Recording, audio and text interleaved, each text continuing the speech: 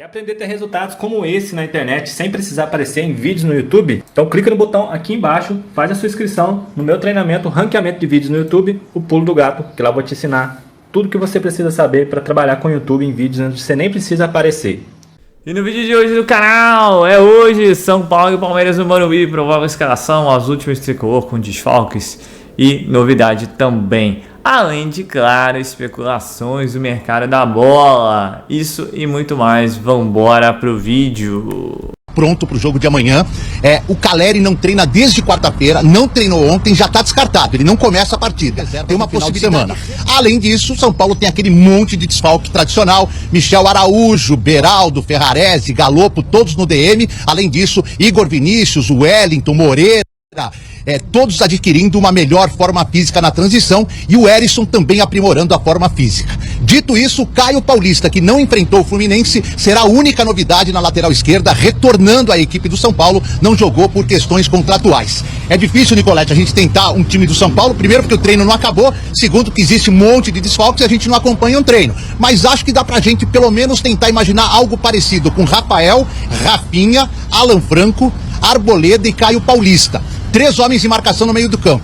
Gabi Neves, Pablo Maia e Rodrigo Nestor, Luciano, Alisson, e aí a última dúvida no ataque pode ser o Wellington Rato, pode ser David, pode ser Marcos Paulo, pode ser Juan. Então esses 4 jogadores brigam por uma posição, mas tudo na base ainda da suposição, porque esse treino que tá rolando agora é que define o time do São Paulo pro jogo de amanhã. Nicolete, obrigada pelas informações. Vou aproveitar, já vou ali no vizinho, já vão no muro ali para falar com o Edu também, trazer as informações do São Paulo para esse confronto. Tudo bem, Edu? Beijão para você, bem-vindo.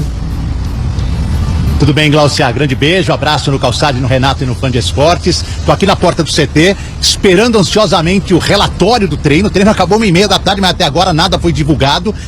O que a gente pode já assim cravar: Beraldo e Michel Araújo estão fora da partida. O Caleri não treinou ontem. A gente não sabe se ele fez alguma atividade de campo hoje. Mas o fato dele não treinar de quarta até segunda-feira já tira a possibilidade dele começar jogando. Se hoje ele fez alguma atividade em campo, talvez o Dorival o leve pelo menos para o banco, uma emergência, uma situação aí muito necessária no decorrer da partida. Também no material que o São Paulo já divulgou nas redes sociais tem uma foto do Erisson treinando. O Erisson não joga há quase 3 meses, se contundiu ainda no Campeonato Paulista. Vamos imaginar que ele vai ser relacionado, não há nenhuma chance dele começar jogando. Um jogador que está quase 90 dias sem atuar, também no máximo ficaria no banco para uma emergência. E a outra dúvida em relação à banca é o Wellington, que já está liberado para jogo desde a semana passada. O Dorival optou em não levá-lo para o banco no jogo contra o Fluminense. Será que dessa vez ele vai? Contra o Fluminense ele não tinha o Caio Paulista, dessa vez ele tem o Caio que volta, não pôde jogar por questão contratual, então talvez o Wellington seja guardado também pro final de semana contra o Bragantino, para começar aos poucos ir entrando nas partidas do São Paulo. Time para amanhã é bem difícil, Glaucia, mas assim, dá para ter um esboço, né? O Rafael no gol, Rafinha na lateral direita, a zaga com o Alan Franco, o Arboleda e o Caio Paulista que volta. No meio de campo, o Dorival deve colocar 3 jogadores fortes de marcação, Gabi Neves, também o Pablo Maia e ainda o Rodrigo Nestor. E para completar esse setor, Rodriguinho ou Alisson. E no ataque, certo mesmo é que o Luciano joga, sem o Caleri. O companheiro do Luciano pode sair de Marcos Paulo, David, Juan, ou até o próprio Rodriguinho avançado e o Alisson no meio de campo. A gente vai ter que esperar mesmo momentos antes da partida para saber qual time que o Dorival vai colocar em campo. Dorival que já falou. Bem, Dorival vai pegar o Abel. Tá meio que empatado esse confronto, Glaucia, desde que o Abel Ferreira é técnico do Palmeiras, pelo menos em jogos eliminatórios. Na final do Paulistão de 2021, deu São Paulo com Crespo. Na final do Paulistão de 2022, deu Abel contra o São Paulo do Rogério Ceni. Na Copa do Brasil do ano passado, o Rogério levou vantagem, levou a vaga, eliminando o Palmeiras. Na Libertadores de 2001, a vantagem foi do Abel, que eliminou o São Paulo. Então tá 2-2 em jogos eliminatórios. Recentemente, teve um jogo no Morumbi, que era pelo Campeonato Brasileiro, não era eliminatório. O Palmeiras, diante do segundo maior público do São Paulo na temporada, fez 2-0 e garantiu 3 pontos lá no Cícero Pompeu de Toledo. Vamos ver se o tira-teima dos jogos eliminatórios terá um vencedor e qual será o vencedor após os 2 confrontos que definem uma vaga para a semifinal, Glaucia. Abel, que nem a beira do campo vai ficar, tem os seus problemas, as suas dúvidas, como o Nicolete bem trouxe. O Dorival também, algumas coisas que ele precisa pensar para esse jogo.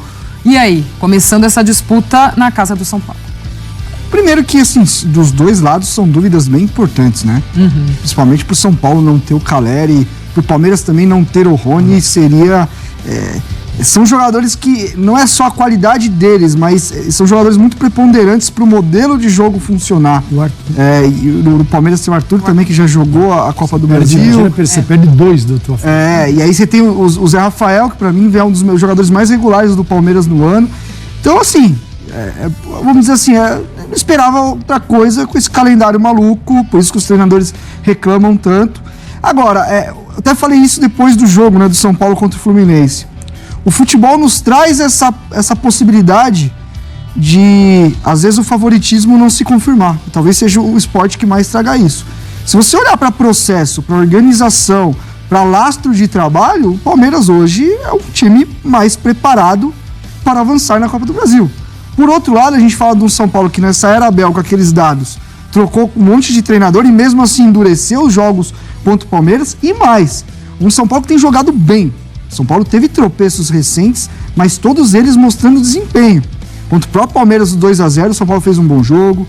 Tirando o Sport, ali que o São Paulo foi muito mal. Contra o Grêmio, o São Paulo fez um bom jogo lá no Sul. Contra o Cruzeiro, o São Paulo não merecia por nada ter sido derrotado naquele jogo. E agora fez um jogo muito bom contra o Fluminense, que também consegue o gol mais pro fim. Seria um pecado não ganhar você olhando para desempenho. Então tem tudo para ser um confronto muito pegado.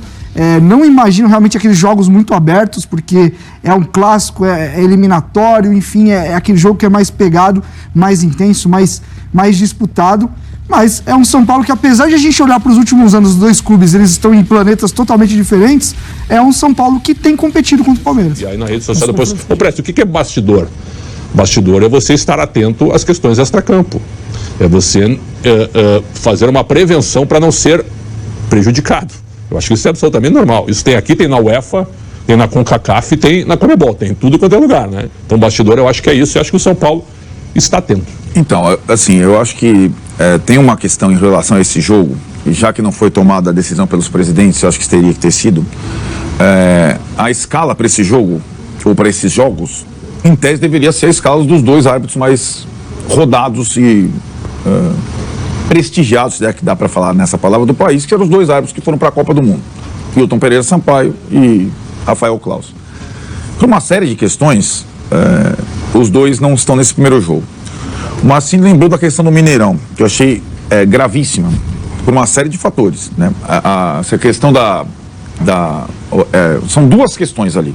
A pressão da direção do Palmeiras na arbitragem, filmada, e a agressão do Abel ao tomar o celular do jornalista ali. Quem era o árbitro daquele jogo? Você sabe? O árbitro do jogo do Atlético Palmeiras. O Hilton Pereira Sampaio? Não, é o Braulio. Então fazer escala significa pensar além da qualidade do técnico na situação. Os caras escalam, o cinema escala o Braulio nesse jogo, justamente o árbitro de Atlético e Palmeiras. Mas só uma parte, Arnaldo, a reclamação do Barros não era com o Braulio, porque o Braulio... o VAR não é lance interpretativo, né? O lance vem lá de cima e toma... falar com o Braulio. Não, ele tem o quarto árbitro que fala, não quero papo. Tem o negócio da camisa. Tem um monte de coisa naquele negócio. Iam dar camisa pro árbitro. Tem um monte de coisa naquele jogo. Começa com o gol anulado do Rony, mal anulado. Exato. Mas como o Marcini falou, o Braulio não tem condição de ver a linha do VAR no impedimento. Não é culpa do árbitro. Mas ali tinha uma pressão na arbitragem e o árbitro era o Braulio. Então são coisas, são cuidados e situações que... entendi, que a CBF não deveria escalar o Braulio amanhã. Né? Agora, faz sentido. Não existe respeito ao jogo no Brasil. Isso é culpa das direções, das comissões técnicas, muito, dos jogadores e também da imprensa. Porque o árbitro é um componente do jogo. Assim como é considerado na Inglaterra. O cara tem lá 60 anos, ele apita. Se ele apitou, tem que respeitar. Perfeito. E não duvidar de tudo. Nós não colaboramos. A culpa é nossa também. Aquela coisa que eu falo. Nossa. No Brasil não se tem... Não foi isso que o João Martins falou, mas no Brasil não se tem respeito ao jogo. Muito por parte deles. Fala de Luberiata, não é respeito ao jogo. Então, não é só o árbitro, é o jogo. É os caras que estão vendo, é tudo. Isso não existe muito no Brasil. No campo, uma mazela que esse país carrega, que é o jogador trazer a arbitragem pro lado dele. Sim, isso. E é aquela guerra psicológica dentro do campo para ver quem é que traz o árbitro pro lado dele. Isso, cara... só vai mudar com muita educação e com muito treinamento. Diz respeito ao jogo, trato isso. Final, eu quero dizer o seguinte. Léo Cittadini saiu no noticiário, né, que o Léo Cittadini poderia estar na mira do São Paulo. Conversei agora, antes de gravar esse vídeo, com um dirigente que me disse que não tem nada, que é zero a chance do São Paulo contratar o Léo Cittadini. Apesar do Dorival Júnior gostar, apesar do Dorival Júnior já ter trabalhado com ele, gosta muito do atleta. O atleta é um meia, né, aquele meia meio campista, né, assim, camisa 10, articulador. Mas o Léo Cittadini me garantem no São Paulo que não há nada neste momento, zero, né? Nenhuma possibilidade de abrir conversas, negociações para contratar o Léo Cittadini. O São Paulo que busca um jogador com essas características, né? Quer um meia que chegue mais na área, um meia finalizador, um meia que possa pisar na área e ser um cara de gols, né? Então, assim, além de articular, um cara que chegue na área e seja goleador também. É esse tipo de camisa 10, esse tipo de meia que o São Paulo busca no mercado, mas não procede que seja Léo Cittadini do Atlético Paranaense. Beleza? Deixa seus comentários. É possível que o Léo Cittadini saia, e o Alexandre Pretzel, jornalista, meu amigo, afirmou que o tricolor tem a intenção de contratá-lo, teria sido um pedido do Dorival Júnior. Pretzel também ainda trouxe a notícia de que o Rui Costa, o gerente de futebol do São Paulo, é quem pode vetar o negócio. Ele não teria uma boa relação com o Cittadini dos tempos de Atlético Paranaense. Fui checar com o Rui, que assegurou que tem uma excelente relação com o Cittadini. Foi ele quem levou o Cittadini para o Atlético Paranaense, chamou o jogador de um baita guri. O Rui não quis confirmar se há ou não interesse do São Paulo pelo Léo Cittadini. O que eu posso assegurar é que essa negociação é bem mais simples do que a com o Salazar, até porque o Léo Cittadini não joga no Furacão e tem contrato somente até dezembro no Atlético. O Atlético Paranaense não tem a intenção de prorrogar esse contrato. Então, São Paulo, oferecendo alguma compensação financeira pequena, pode ter o atleta a partir de agora. A janela já está aberta desde o dia 3 de julho. Antes de encerrar sobre o São Paulo, só contar que o tricolor segue negociando um pré-contrato com o atacante Eric do Ceará. Ainda não há um acordo assinado, até porque o Ceará fez, nas últimas horas, a última investida para tentar a prorrogação do contrato, que se encerra em 31 de dezembro. Mas, antes de gravar o vídeo, conversei com um dirigente importante do Ceará, e essa pessoa tratava a renovação como muito difícil. Então tá tudo se encaminhando para que o Eric assine esse pré-contrato com o São Paulo. Depois o tricolor vai tentar convencer o Ceará a liberar o atleta já agora na janela da metade do ano. É óbvio que mediante compensação financeira ou repasse por empréstimo de jogadores. Tem só mais uma sobre o São Paulo importante. Alexandre Pato pode reestrear com a camisa do tricolor no fim de semana. Tá descartada a sua presença no jogo contra o Palmeiras quarta-feira na Copa do Brasil. Ele está sendo preparado para jogar contra o Red Bull Bragantino pelo Brasileirão. Vamos começar falando inicialmente de escala de árbitro, cara. Todos os árbitros brasileiros são ruins, ponto. Simples assim. E aí é torcer para ele estar num dia iluminado e não prejudicar o São Paulo. Sendo que o São Paulo, né, no Morumbi normalmente não tem moral nenhuma, né? Porque é VAR, é anulação, é gente que deixa da expulsão. E o Palmeiras deixou bem claro em sua carta lá que reclama até hoje, né, com dor de cotovelo daquele jogo de 2022. Então assim, cara, vamos ver, vamos ficar de olho, vamos torcer. A pressão é muito grande, o árbitro é muito fraco, tudo pode acontecer. Em relação ao jogo, a escalação é essa mais ou menos que foi dada pelo Eduardo Afonso, sendo que eu acho que no ataque deve ser o Juan, tem características aí similares ao Calera, pelo menos fez um bom trabalho no jogo contra o Fluminense. Mas o Palmeiras é outro nível, sim, é outro nível. Mas lembrando também que no Palmeiras Arthur não joga, por causa que jogou no RB Bragantino, e ao que parece o Rony também não vai para campo. Então assim, não é só o São Paulo que está desfalcado, são dois desfalques importantes e que deram um certo trabalho no último jogo. Tudo bem que no lugar do Rony deveria entrar Henry, que é outro muito bom jogador, quer dizer, os caras têm qualidade, né? Mas assim, o que foi dito anteriormente, em muitos vídeos desde aquele jogo fatídica derrota por 2-0 contra o Palmeiras, né? Tem que ser um jogo perfeito, coletivamente e principalmente individualmente, porque a gente perdeu aquele 2-0 e o próprio Renato aí da ESPN falou, né? São Paulo teve um bom desempenho desde então, por causa de duas falhas individuais. Mas derrota contra o Grêmio, derrota contra o Cruzeiro, na vitória contra o Fluminense, na própria derrota contra o Palmeiras, o São Paulo teve bons desempenhos. Agora, não falta vontade, não falta perseverança, isso a gente vê do início ao fim. Só que agora tem que ser efetivo, eficaz. A bola chegou, tem que matar o jogo. Até porque é um jogo de ida e volta, e na volta a gente sabe que a gente vai sofrer. Porque no Allianz parece ser um outro esporte. Mas é isso, a torcida fica, né? A expectativa é boa, o Morumbi lotado, possivelmente mais 50 mil pessoas. Não acho que vai bater o recorde do jogo contra o Vasco, até porque no Vasco tinha torcida visitante, né? Coisa que, por exemplo, não tem no jogo contra o Palmeiras. Então, assim, veremos. Mas, assim, esperamos que o São Paulo pague o que deve, até porque agora já saiu Volpe que entra na justiça, Reinaldo que pensa em entrar na justiça, o Bertolucci, que é o empresário que o Casares tinha feito acordo. O Casares pagou só a primeira mensalidade parcial lá, e não pagou mais. Então, assim, é o que eu tenho também falado em vídeos, nesses últimos vídeos, né? Já não dá mais pra ficar pulando só a idade e leco, né? O Casares vai fazer 3 anos e também tem pisado na bola.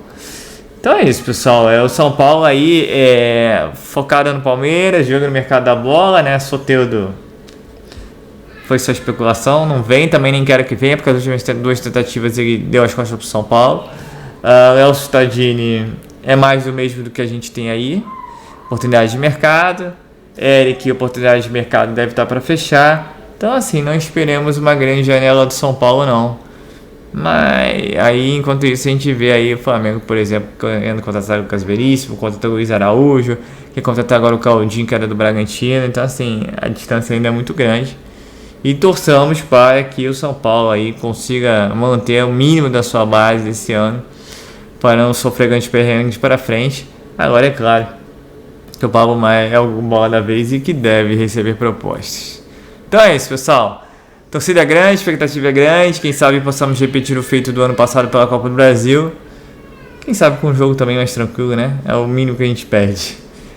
Então é isso, pessoal. Sou Marcelo Mazorra do canal Mazorra SPFC. Se você quer ficar ganhando as últimas, as notícias, as novidades do São Paulo Futebol Clube, não deixe de se inscrever no canal, ativar o sininho para notificações. E se puder nesse vídeo, deixa aquele likezão, tá ok? Saudações tricolores, uma ótima quarta-feira a todos, um ótimo jogo a todos e valeu! Quer aprender a ter resultados como esse na internet sem precisar aparecer em vídeos no YouTube? Então clica no botão aqui embaixo, faz a sua inscrição no meu treinamento Ranqueamento de Vídeos no YouTube, o Pulo do Gato, que lá eu vou te ensinar tudo que você precisa saber para trabalhar com o YouTube em vídeos onde você nem precisa aparecer.